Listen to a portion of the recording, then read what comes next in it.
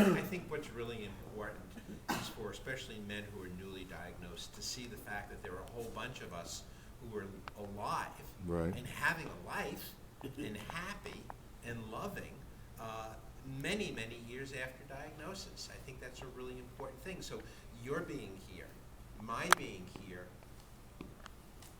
with that alone is a really important message to our new colleagues. Now, you're a new colleague. You're still in the process of sorting Why out. don't you come on up? Yeah, recently, diagnosed and I'm just learning about it. I'm just, I went to my urologist and he says surgery. And then when I started looking at things, I didn't realize there were so many choices and so many options. So, and surgery may be the right choice. Before I do that, I just want to know that I did my due diligence, and like you said, to feel comfortable with it. At the moment, I don't think I'm comfortable with it yet. Then don't do it. Yeah. Right. That's what I feel. Because again, he said, nope, you should have surgery. So forth. And at that time, like I said, I thought, okay, that's it. And then I started reading the books and started educating myself, and was like, wait a minute, if I do that, I better learn what's out there. That's what I'm doing now. Good for you. Good. Good for you. Good. Good. I appreciate your talk, great attitude, and it's great. And I'm just going through like, You're in the hardest place. Yes. Yeah. The hardest place. Yes. But you will break through. Everybody breaks through. And no one can tell you how long it's going to take. And there's no magic formula. But one day you're going to wake up and you're going to know what you have to do. And until you do that, assuming your numbers allow, I don't know your numbers, but Yeah. you should take advantage of that and do that. Because as I said, there's no should have those. Right. Okay? That's, No, but that- you will get there. It's hard to understand. It feels very frustrating and it's all full of all sorts of feelings. Right. And there's so much to absorb. Exactly. And there's no good or right And or the right thing or is, as you clear absorb answers. some, you discover more to absorb, and you keep adding on to it. That's exactly And what the it is. biggest problem you'll have is deciding, okay, now's the time to pull the trigger. Right. Exactly. Because every time I'm close, and I was like, think this is it. And all of a sudden I discover Right. something else, and it's like, oh, wait a minute. Not quite there yet. And it's frustrating. It's gonna, again, I had 22 separate consultations of different disciplines, the whole Really, bit. 22? 22 separate doctors that I 22 went, steps of the. right, that I went through. You're on the street, that's pretty cool. Well, yeah, it's, no question No, about no, that. I mean, I needed to actually hear that, because I thought like, No, and I'm then, not like, I kept 3-ring binders full of information. I wound up writing a book from all that information, but ultimately it came down to the point where I was in a support group, and I saw a guy who had just come out of surgery the week before. And I saw him, and I said, he looks good. Because in my mind, I'm conjuring up, somehow or another, he's going to be debilitated or whatever. right. But I see this guy, he's standing there, he's looking great. He's like, he's healthy, you know what I'm saying? Yeah. Okay. So it's not so bad. And that was my moment to say, okay, now's the time to pull the trigger. But there's the other side of the coin though, and I hesitate to, I don't wanna freak you out, but there's also the 30,000 dead guys, you Well, know? yeah. And like for this PSA thing, for the USPTF, so we got the 50, 60 pictures and all that.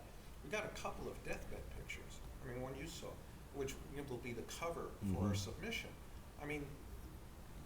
The reason we're here, aside from the morbidity issues, is people die. Right. And there's some point, active surveillance, 99% of active surveillance is to have a tripwire and know when to pull the trigger in advance, just Right. to get to the precipice of where you no longer have the opportunity to extend your life. And we all sort of face that, what is my tripwire? Where do I lay that line? You may do treatment right away because you just don't want to deal with it anymore. But on the positive side, you should be congratulated Yeah. congratulate it from the standpoint that you have taken the reins and you're steering the horse, Thank okay? you. And not a lot of people do that. Yeah, it's, like, I just wanna know, okay, I said I did my due diligence, or, no, I'm from upstate, I still make the trip here, and believe me, it's no lot where I live.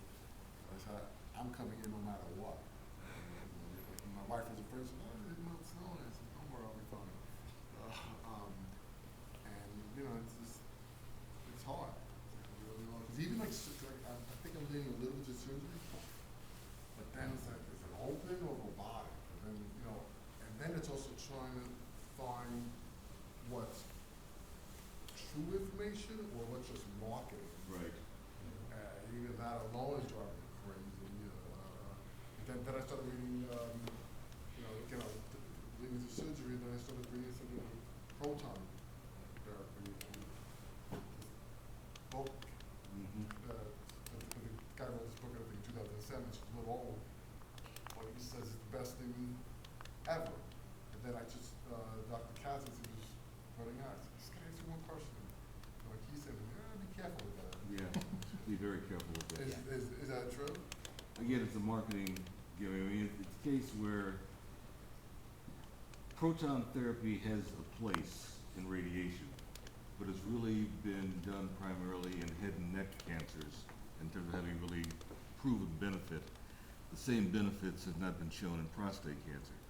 And it shows, and it has a great marketing hype behind it, and has a very big price tag associated with it. It has no proven benefit in terms of extended survival, reduction in complications, anything else. Really? So. And if you wanted to go just to regular IMRT radiation, you'd have as equally a good a result in the hands of a good center than you would with proton beam, Really? and probably save yourself about $85,000. You know, one around marketing or something. I'm sorry, that other kind of radiation, but IMRT. What they do is that instead of having a single beam, you have many tiny beams. And you control the depth of the beam, where it goes. You're able to more contour the tumor attack better than just having one single beam that just hits the whole area. So like you said, that radiation can be just as effective, maybe better Yeah. than proton. Right. First thing, and then Right. you said there's no, like someone. There's no benefit advantage with proton. Really? There's No, And but the guys that do the proton are like the biggest evangelists from. Right. And it was interesting when. Because some- they do a great job of marketing. Right, well, the marketing thing, I mean, one thing men do, I think, is, I mean, we're evangelists for the things we own. I mean, I love my new iPhone, as you Right. saw 5 minutes ago. I love my Subaru Forester, But again, which I'll go for a and the ride. thing is that, And we love the treatments. have you ever we known a chose. guy to own up to the fact that he bought a lemon as a car? Bought a, well, I bought a. Have you I'm ever, trying to have speak you ever had a for- guy own up to the fact that he bought, and he Yeah. said, I bought a lemon of a car? But I don't Yeah. share it with other men. Well, okay, that's the whole thing. Yeah. Guys will take ownership of things, but they'll never admit to the really bad things that they invested in. Yeah, but that's the Yeah, but problem that's he getting on the faces, edge of that pushing he's gotta people talk. back.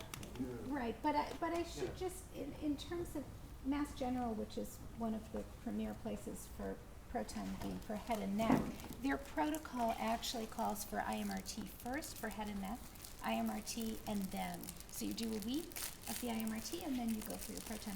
So they're not, they're even saying and we have a friend who's actually there right now this minute, and a young cousin who's doing her fellowship now in that department. And, they're very hopeful that this is gonna be a terrific thing, but at the moment, they're not even pushing it for. Yeah, but aside from the IMRT thing, and you're not gonna figure out your treatment today. No. I mean, but perhaps another difference between men and women, I mean, when women talk about their disease and who's treating them, they sort of share like, well, maybe you ought to, I did this doctor, but I saw my mother do this around breast cancer. I did this doctor, but maybe you ought to speak to that other doctor, too. While we generally will say, Dr. Katz is #1, that's his herbal thing is great, proton guys are insane around the proton treatment, everybody loves, there's Dr. Ferrari lovers versus the Sue Slogan lovers. Right. You know, I mean, there's this whole thing. And that's the challenge for you as a newly diagnosed guy, even within a support, even in, I think, the greatest support group network in the country, you know, the male care things. Our group leaders are sort of cautioned, you know, watch out for the evangelist guys, because the newly diagnosed guys will not understand that there's a bill of goods that you have to read, you know, read into. You have to, you know, I mean, ultimately, I mean, the unique one of the many unique aspects of prostate cancer is, I mean, you're really, as Joel said, you're the boss, you're the CEO of your body, and, you know, you're going to live the consequences of the choices you've made, not the guys in the group who feel strongly and powerfully, and you may buy into that, because it's a guy rather than an MD, but it's still something that you have to grok and saute in your head over time.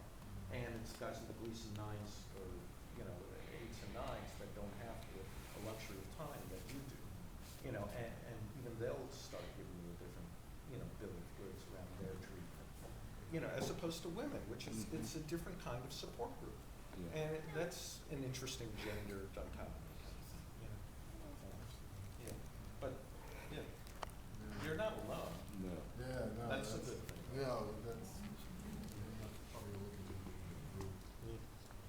I wanted to say two things. I think the guys proselytizing about the proton beam and stuff, maybe because it gives them hope.